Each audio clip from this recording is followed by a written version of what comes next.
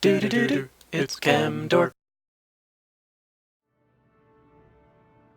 Yeah, hello everyone. This is Chemdork, and welcome to episode 2 of our Kerbal Space program Let's Play. In episode 1, we got into space. That was a great accomplishment, and this time, in this episode, we're going to be going around a big thing. And that big thing is going to be that thing right there, right here. It's the planet Kerbin, because we have to go around the planet Kerbin and learn how to do that and do stuff in space and maneuver in space while we're in space in order to get here where this guy is, just sitting on the surface of the moon. So we'll get there eventually, and hopefully the first time we do it, we won't kind of get there like that. But anyways, so let's get back into it. Let's resume where we left off. So last time we just finished landing a spacecraft from space. So let's do that. Back into our LP save, and here we go. Our little humble Kerbal Space Center. Now, we're going to be getting into space again, but we're going to be going around the planet. And in order to do that, we're going to be needing to build a rocket that is a little bit bigger than what we had before. Now, the first thing we're going to be wanting to do is to upgrade this launch pad. This pile of dirt was perfectly fine for getting into space, but when we want to go around, like I said, we're going to need to build a bigger craft, and that bigger craft, well, this launch pad can only handle a craft that is a maximum of 18 tons. We're going to be doing higher than that, and so generally we're going to want, it's a good idea to upgrade your launch pad before you go into orbit, because it just allows a lot more leeway for you to build your craft a little bigger and be sure that you have enough power to do that. Plus, the craft I want to have is going to be a bit fuel heavy so that we can kind of mess around with some of our orbit in space and learn about what you can do to your orbit to kind of like move it around and squish around in space, because that's the fundamental principles about what we're doing in order to maneuver to get to places like the moon or specific orbits. All right, so cool. So we're going to start to learn about that once we're in orbit. But first, we actually have to get into orbit. We are going to be needing a little bit better rocket parts for that. You need to. We can do it with what we have now, but it's better to have better rocket parts, right? Right. So anyways, last time we got survivability, and this gave us a heat shield that we had no purpose in using because we didn't actually really burn much when we were during re-entry. This time we're going to be going faster, so we're going to be using a bit of that heat shield. But, you know, quite honestly, might still be okay if you didn't have it. But we're gonna not worry about that. So we have 119 science. Let's spend it here. Let's spend 18 on stability. This gives us a nose cone, a bigger winglet, but this time this winglet is still not a control surface, which means that it doesn't have that little piece on the end that goes whoop and whoop to help you turn the craft. This thing just actually is there to keep the craft stable and straight. And a radial decoupler, which is like the decouplers of before, except this time we can kind of put tubes next to each other and have those tubes fall off, which is exactly what we're going to be doing in this craft. General rocketry gets us a bigger fuel tank. This is useful because the FLT 200 fuel tank is identical to the T100 fuel tank in terms of the amount of mass per tonnage of fuel, or per amount of fuel. So it's literally double the fuel. It's slightly smaller than using 2 of T100s, but really the benefit is that it is one less part for the same amount of fuel. That's the benefit, and parts are going to become important, so yeah, we definitely want that. And now we have 81 science left. We can get any of these, but we can't get any more than just one of these guys. We're going to be getting the basic science. It gives us a probe body and this material science bay, which we'll use a little later. That's pretty much it. Yeah, that's. I mean, you get some you get batteries, you get other things, you get a high gain antenna. Useful. I mean, don't get me wrong, but we're not going to be using. I mean, we could do flight control. We actually have a winglet that has a control surface. But I want to do this with building a spacecraft where I don't have the benefits of other things. Now, do we have the... Yes, okay, oh, that's the other thing. In getting this general rocketry, we also get a bigger solid fuel booster.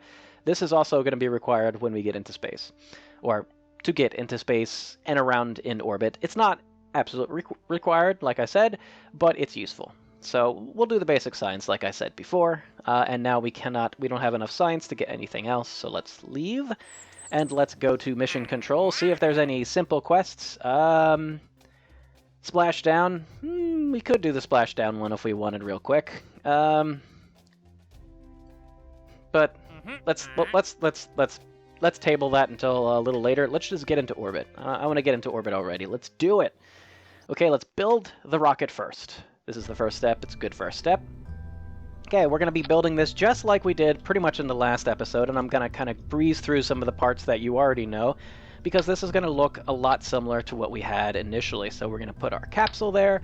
We're going to stick the science on there. We're going to put the symmetry as we had before. This is our sort of standard science set. Whoops. At this point in the game. There we go. Temperature probe and barometer, and this is going to be what's returning, so we do want a heat shield on this, and at this point in time we're going to be reducing our weight. So our weight is 1.36 tons, we don't need any of that monopropellant, now down to 1.32 tons, and we don't need as much ablator. Now, we could pretty much get away last time with this. We probably could this time, but we're going to give ourselves 40. I just think that's pretty general, returning back from orbit. It's plenty. We still have some left over usually, so it's fine. Unless you do something really, really bad, which hopefully we won't do. We're going to put a stack decoupler to make sure we have the rest of the rocket available to us. And now it is our upper stage. Our upper stage is going to be where we're going to use this is in the upper atmosphere, so there's not going to be a whole lot of atmospheric drag, and in space. So we definitely want a liquid-fueled engine. We're going to use our nifty T200 fuel tanks, and I'm going to stick 3 of them. Once again, holding down the Alt key allows me to just copy what I've selected. And we're going to use our engines, our liquid fuel engine.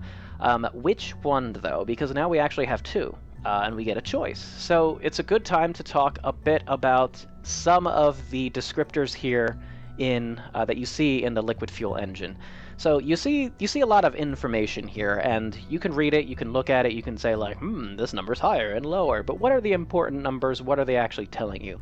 Well, kind of to give you a general idea, the difference between the T30 and the T45, generally speaking, is going to be T45 a lot better for maneuverability and bit better in space. More efficient and just generally better in space, in a vacuum, and the T30 is better in atmosphere for like lifting capability. And how you see that is when you look at some of these engine features. Now, first of all, there's the gimballing. T45 has gimballing, which means that if we stick this on here, I'm going to zoom in, this is the nozzle of the rocket, and gimballing allows this nozzle to kind of rotate this way and that way, and by pointing it in one direction or another, if I point the nozzle so the rocket is pushing this way, what that's going to do is, of course, make my craft just tilt that way. So it helps in maneuverability. That's the gimballing. Now, what about the other features? I said it was also good in terms of better for space and not as good for in the atmosphere. Well, there's really just two things you have to look at, and that is the max thrust and the engine ISP. Maximum thrust. Thrust is really easy to understand. It's power. It's force. What is the actual force the engine puts out? And there's 2 numbers here, one ASL and one vacuum. One VAC vacuum. ASL, it doesn't stand for this, but this is the way to think for it. I think about it. I don't know what this stands for. I forget. Actually, I knew at one point, but I just totally forget. But I think of it as, you can think of it as at sea level. It's not really, it doesn't stand for that, but it is atmospheric. So atmospheric conditions, it's lower thrust than the vacuum, and in 245 it's also the same thing, but in this case the thrust overall is much less than here. So the Reliant is more powerful of an engine. When you look at ISP, ISP stands for a specific impulse. It's kind of the speed of the jet of gas as it leaves the rocket, but what it really equates to in terms of practical terms is efficiency of the engine. How efficient? What's its gas mileage in a car? You'd say that it's kind of like the same thing here, in a manner of speaking. So T30 is 265 to 310, and T45 is 250, so less atmospheric, but 320, so more efficient in space. So the T45, like I said, more efficient in space, less powerful, but allows you better maneuverability. And it's heavier, and the T30 is lighter, more powerful, and better for kind of just lifting off. So we're going to use this in our upper stage, this T45 engine with the gimballing. And now as we continue to build, we're going to build our lower stage. The lower stage is going to be what lifts us off the launch pad, and it's going to be a liquid-fueled rocket with boosters on the side. So let's do the liquid fuel deal. And for this, I like maneuverability. I think it's helpful. We're going to put 4 of these? I think we can put 4 of these. We're gonna also use the T-45. Even though it's weaker, even though it's not as good as the T-30 in the atmosphere, it's better maneuverability, and that's going to be really important, and I especially recommend it if you kind of haven't gotten a feel of how maneuverable things are, and it's just going to be easier. And we're going to use these radial decouplers, and that's what we're going to use to attach our Thumper solid fuel boosters. So at this point, we're at 24 of 30 parts. We're going to be using the rest of those parts for certain things like winglets here, because this is going to offer stability. And again, these winglets do not act as control surfaces, meaning that they don't turn. They just stay where they are, which means it's going to tend to have the rocket stay where it is, which is good. We need them on the bottom. On the upper stage, we don't need them now because we're going to be high enough where it doesn't matter. I'm going to smack some nose cones on here, and we're at 30 parts, and we're done. We're almost done. See how these boosters are like up compared to the liquid-fueled rocket? It's going to sit on this and be like just like on a pin. I like them to sit on the boosters, so we're going to use the move tool here, and I'm going to take off snap and just go down. In fact, you know what? Let's just place it in a. Let's take this off and place it properly. Whoa there, whoa there. Hey now, let's place it like. Oh, let's place it like right here. That's good. Okay, so that's cool. So now it sits on the rocket boosters, and that's okay. Now, we don't have struts, and in the meantime, it's gonna have the tendency, these things are, when we launch, they're gonna kind of go like this, or maybe like this. They're gonna kind of do that. It's not really great, but it's gonna be fine. So the last thing we have to do is, before we leave here, is check the staging, because the staging needs to be important. We want these 3 engines to fire at the same time, so currently, that's that middle engine. It's not firing first. So let's just move it right here, and now we have in our lower stage, our first stage to go off, which is the lowest stage. It's having everything go off at once. Then the solid rocket boosters run out of fuel first. They separate off. Then this is going to run out of fuel. That separates off. Then we start the upper engine. Finally, that's going to run out of fuel when we're going to be re-entering, and we separate that. And now let's name our craft, because we should name our craft, right? So this is all about learning about how to go around a big thing. So we're going to be going around in the circle. We're going to be getting dizzy, so dizzy. That's it. Dizzy. Save it. And Jeb is going to be flying as usual. That's perfectly fine. Let's go ahead and launch. All right. So now we can just go, right? Well, not necessarily, right? We could just go and we could see what happens, but we should probably think a bit about what we're going to be doing when we're actually getting up in the air. So for this, I'm going to go on the map view again. So the point, again, is, as we look at the North Pole, is to go around, and we're going to go around to the east. That's this direction, and the reason why is because this is the way the Kerbin planet is rotating already. So already we're going to kind of get a little push in that east direction from the planet's spin. So that's good. And when you think about going into orbit, remember, about here is where the atmosphere is, so we're going to be kind of orbiting around this area. Let me get a little closer. And when you think about orbiting isn't the same as just going up and kind of hoping for the best. We actually have to think about trajectory here, because if we, again, just like before, trajectory was important for re-entry, but now it's going to be very important for orbiting, because if we just go straight up, just imagine we're pointing straight up in the air, that's how we start, and we just turn on the engines and we see how far we can go. We're going to go real far, and then we're going to come straight back down. We're not going to get into orbit. We're going to go super far, way into space, but then we're just going to fall right back down. In order to get into orbit, we need to apply some horizontal velocity. We need to apply velocity that is parallel to the ground. And in fact, we have to be going fairly fast. In the case of Kerbin, we have to be going at traveling at, this will say 2250 meters per second when we're in very low orbit.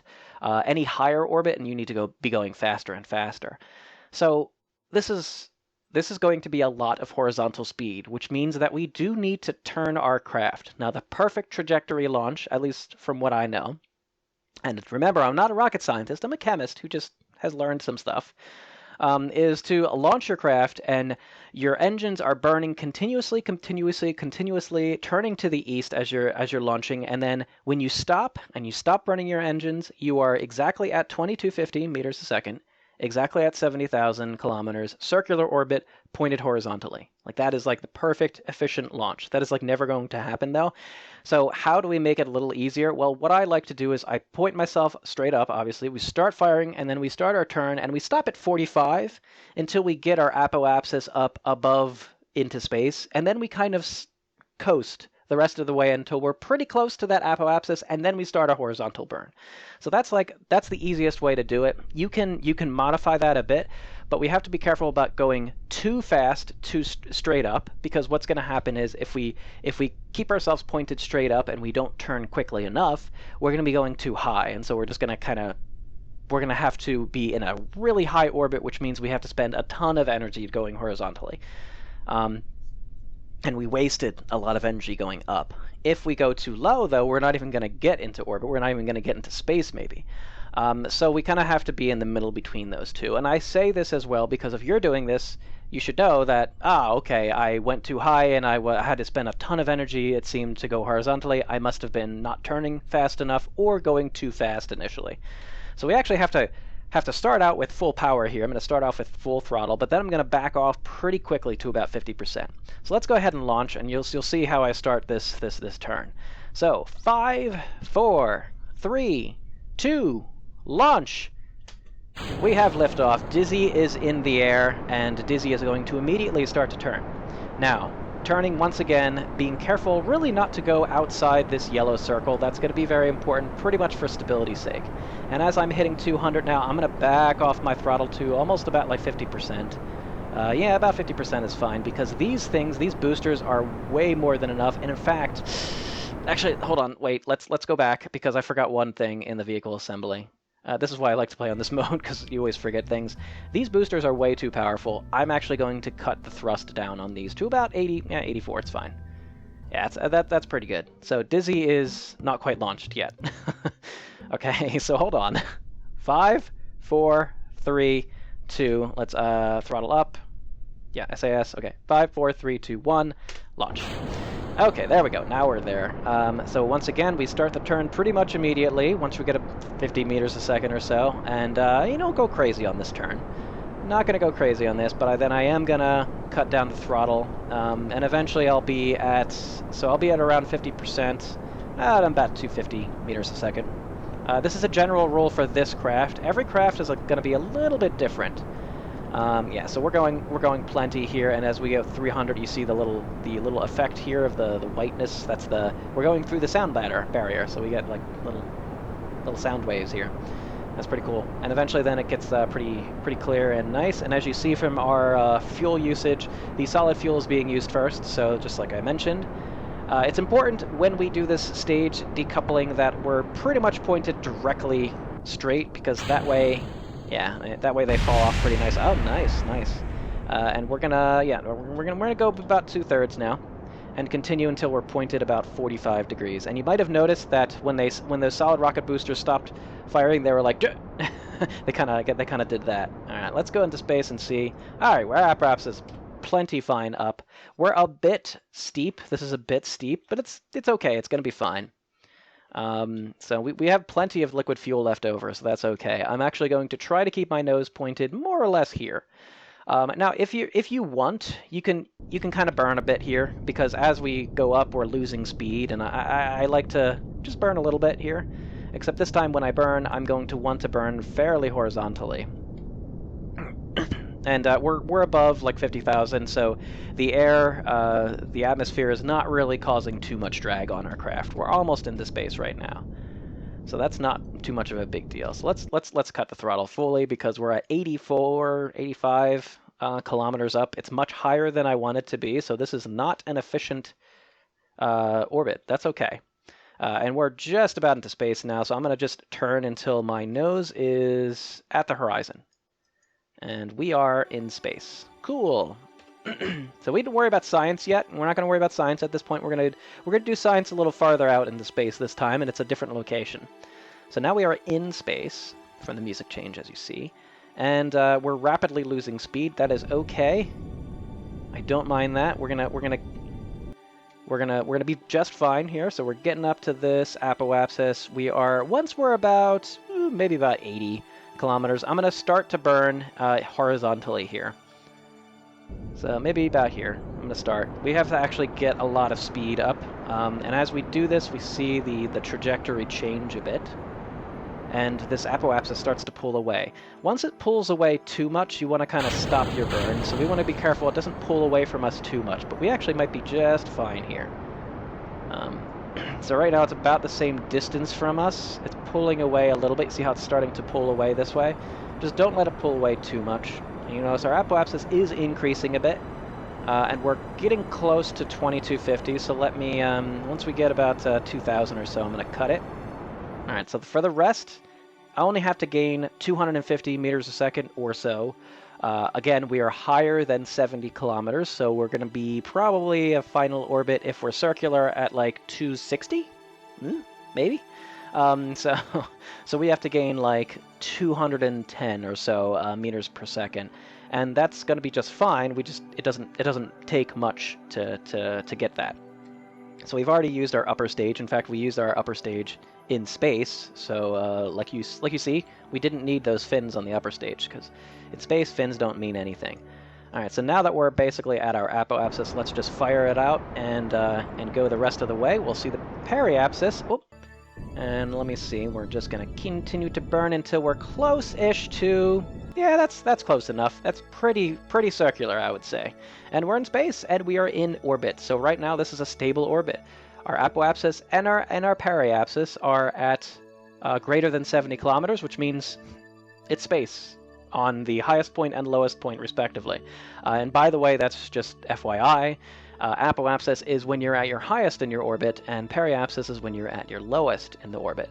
And incidentally, a nice rule to know is that, and when you're at your apoapsis, you're going your slowest in the orbit, and when you're at the periapsis, you're going your fastest. It's kind of like, think of it as a roller coaster. It's exactly the same type of way of thinking about it in terms of a roller coaster, where you are constantly converting your overall energy from potential to kinetic. So when you're high on the roller coaster, you're at your apoapsis in your roller coaster, you're at your slowest speed, because all the energy is really at potential energy, not really much at kinetic energy, not as much at kinetic energy. And then when you go down and that you're at your lowest, then all your energy is really kinetic energy, not as much potential. And so this sort of adjustment back and forth between potential and kinetic energy, but overall the energy remains the same, is what governs this, which is apoapsis at your highest, and you're at your slowest. Periapsis at your lowest and at your fastest. Just think of a roller coaster, you'll be fine. And it's more fun when you think of a roller coaster too, right? Okay, so right now we have a nice equatorial orbit, so it's going around the equator. We're perfectly fine, and I just told you we're going to be doing science in deep space. So let's get into deep space. And how we want to do that is we want to start to do a burn. We want to use our engine and the fuel we have left to go high into deep space. We're going to go into above 250 kilometers into space, because above that is what's called high space over Kerbin, and it's a different location for science. Now, what our general principle is going to be is that, well, we want to increase our orbit, how far away we are from Kerbin. And the most efficient way to do that is to take where we already are at our farthest and increase it a little more.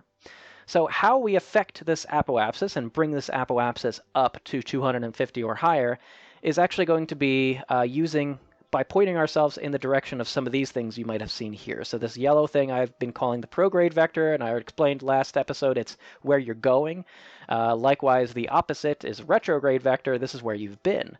So how do we affect our orbit? Well, in terms of the height of the orbit, we want to use these yellow symbols here.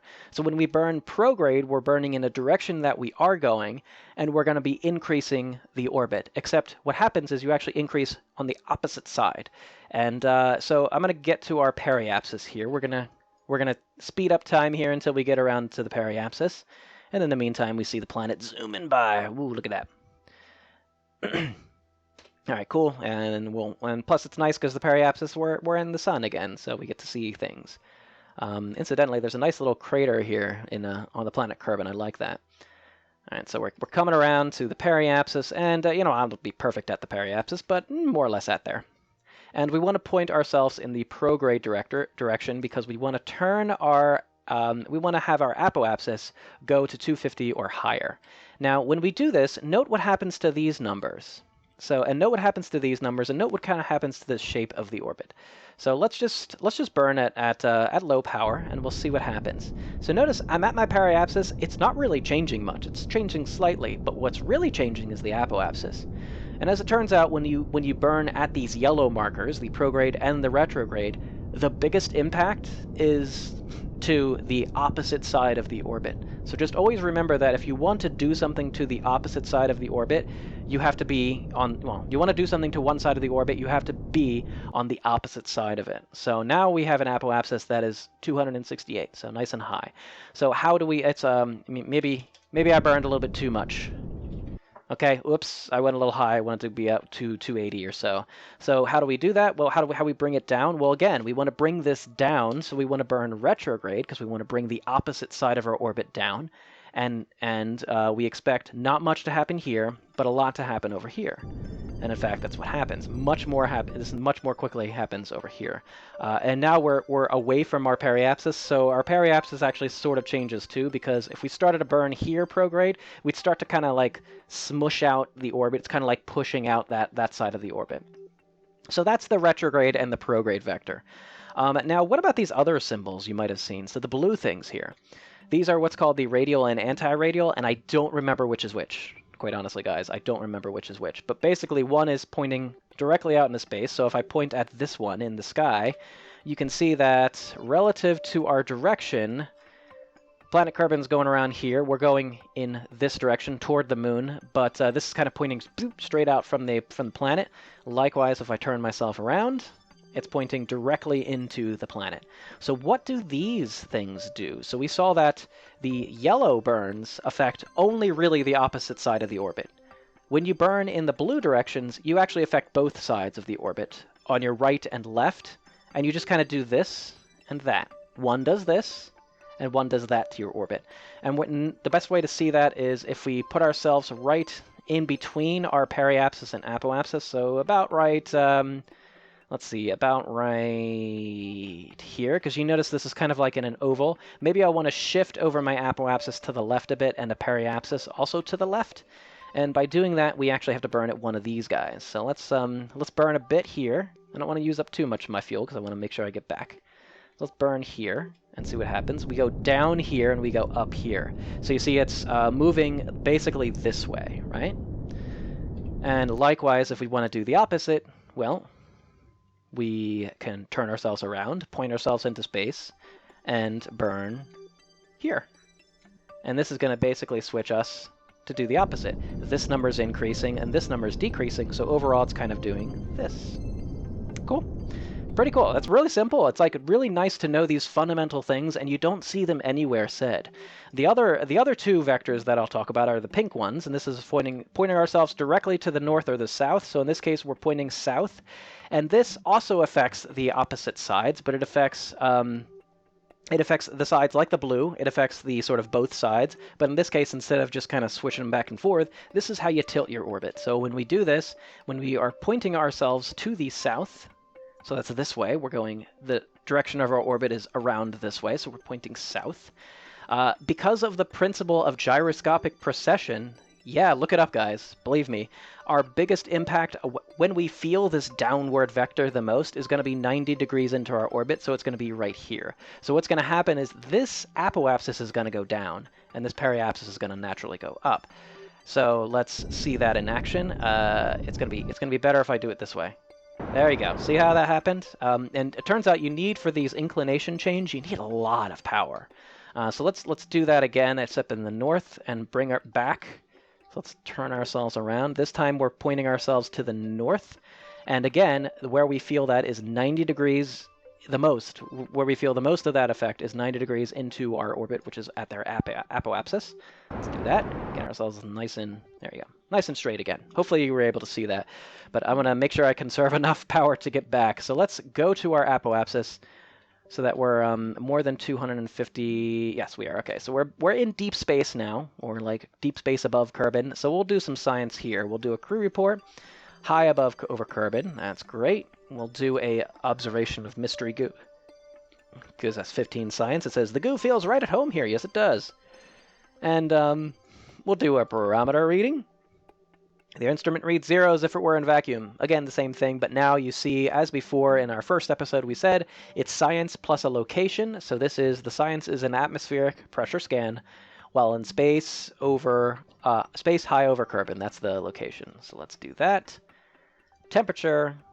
Okay, measuring the temperature of space is impossible because it's cold and yeah, blah, blah, blah. Okay, cool. The rest of these, we can do them again, but we don't get the science again because remember, one only science you get credit for is at one type of experiment at one location. So in this case, we're actually kind of ready to go home, right? We're ready to land. How do we land this thing? Well, we want to use our fuel that's left and bring our periapsis, or bring the lowest point in our orbit, down below 70. So the best way, the most efficient way to do that is to burn at our apoapsis, because again, we want to move the lowest part of our orbit down lower. You can later on do things where you want to actually try to like target where you want to land. Let's try for this big old desert, because the desert is a nice biome to do some science in too. And in order to do that, I kind of want to bring my periapsis kind of over here-ish, because then we're going to maybe travel into the desert. That's the idea. I hope it works. Maybe right over here. So in order to do that, I'm actually going to let myself go past my apoapsis and burn about here, because then directly opposite in the orbit is right here. So let's point ourselves at the retrograde vector. That's the one with the X through it. All right, let's do that here. And you'll see that the periapsis actually starts to migrate this way. So I'll let myself go a little farther even. And now you'll see the periapsis will migrate this way. There you go. And we're getting lower. So nice 60, 50. Okay, so we're going to be entering into the atmosphere and doing a burn. This might actually be a little bit too early that we end up doing that. So let me actually bring it up a bit, because we have plenty of fuel, so I can kind of try to tailor this as much as I can. And this also lets you see, again, the sort of effects. Again, if we burn prograde, we move it up a bit. And then, yeah, it's fine. Okay, there we go. Let's get closer. Let's maybe go around over here and turn ourselves. That's the prograde vector. The retrograde has the X through it, so let's do that. And let's move our periapsis down. And hopefully it should affect mostly over here the most. So the periapsis will again have a tendency to migrate this way, as it's doing right here. Right, so there it is. It's starting to do that. We'll bring it to like 40. Fine.